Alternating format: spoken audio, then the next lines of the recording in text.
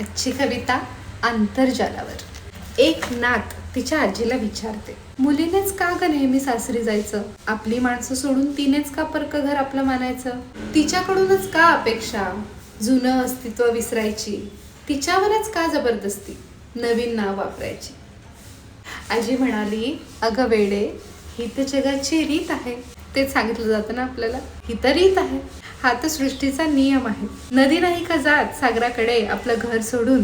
तो येतो का कधीतरी तिच्याकडे आपली वाट मोडून? तेच तर नदीला हवं असतं की कधीतरी सागराने पण यावं. तिचं पाणी किती गोड, नदीचं पाणी किती गोड, तरीही ती सागराच्या पाण्यात जाऊन मिसळते. आपलं अस्तित्व सोडून ती त्याचेच बनून जाते. नदीचं अस्तित्व नाही राहिलं, ती सागरात जाऊन मिसळली. म्हणूनच नेहमी तिच्या पुढे नतमस्तक होतात लोक. पाप धुवायला सागरात नाही, गंगेतच जातात लोक. कविता इंटरनेटवर मला मिळाली होती, छान वाटली म्हणून मी ही माझ्या डायरीमध्ये लिहून ठेवली होती.